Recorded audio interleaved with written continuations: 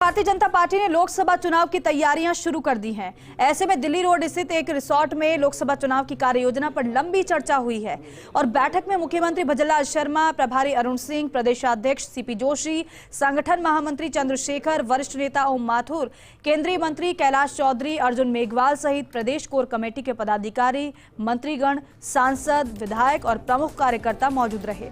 मुख्यमंत्री भजनलाल शर्मा ने बैठक में कहा कि भारतीय जनता पार्टी की सरकार सत्ता के लिए नहीं, सेवा के लिए आई है।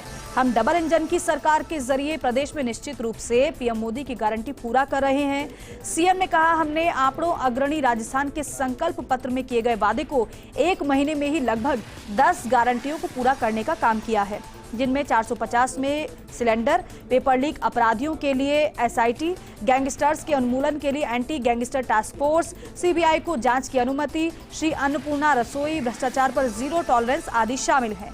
इसके साथ ही साथ मुख्यमंत्री भजनलाल शर्मा ने कहा कि प्रदेश की जनता का आशीर्वाद विधानसभा में भी भाजपा को मिला है। जनता अब भाजपा को सभी 25 लोकसभा सीटें जिताएगी और 2024 में फिर नरेंद्र मोदी को प्रधानमंत्री बनाकर देश की सेवा का मौका देगी। माननीय मोदी जी को देश का प्रधानमंत्री पुनः बनाने के लिए और राजस्थान में 25 सीटों की हैट्रिक लगाने के लिए आज भारतीय जनता पार्टी के सभी कार्यकर्ता बंधु बैठे थे और ये तय है कि एक बार फिर राजस्थान की सभी लोकसभाओं में हम कमल खिलाने के लिए संकल्पबद्ध हैं। आज की बैठक संगठन को मजबूत करने की बैठक थी। फिर हमारे अभी जो प्रवक्ता हैं आपको पूरी बात बताएंगे जी। संगठन को मजबूत करने की कार्य योजना बनी। बीजेपी अकेले ही चुनाव लड़ेगी ना या राजस्थान में?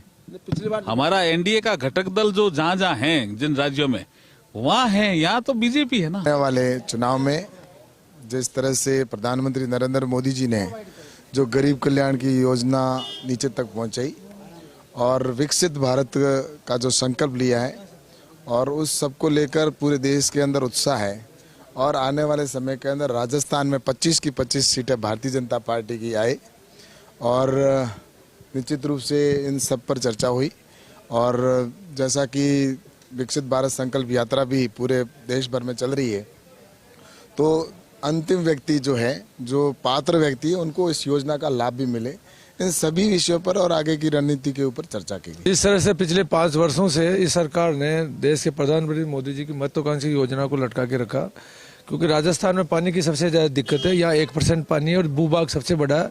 जो ERCP eastern Rajasthan canal project की बहुत बड़ी योजनाएं थी। आज हमें जिम्मेदारी मिली, सुरेश जी को जिम्मेदारी मिली, मेरे को जिम्मेदारी मिली, किस तरह से हर घर में पानी पहुँचे। या इसके लिए आज हमें 25 की 25 सीटें जीतने के लिए 13 जिलों के मिले। आज हमारे यहाँ पे शीर्ष नेतृत्व के साथ हमारी बैठक हुई है, जिसमें किस तरह से जो योजनाओं को गरीबों तक पहुँचाएं, जन कल्याणकारी योजनाओं को पहुँचाएं, इसके तहत आज सारी बैठक हुई है। ARC जैसी महत्वपूर्ण योजनाएं जल्दी लागू होगी। ERCP को लेकर भी हमारी माननीय मंत्री महोदय से चर्चा हुई थी। जल्दी ये धरातल पे आएगी और क्योंकि जल है तो जीवन है, जल के बिना कल की हम कल्पना भी नहीं कर सकते। इसलिए हमारा प्रयास है कि कैसे हमारे जलाशयों का भराव बढ़े, कैसे हमारे किसानों को ज़्यादा से ज़्यादा सिंचाई का पानी मिले। इसके लिए हम दिन रात एक करके मेहनत रूप से 25 की 25 सीटें जीतेंगे, क्योंकि राजस्थान के अंदर मोदी माहौल है, मोदी लहर है और मोदी संग राजस्थान है।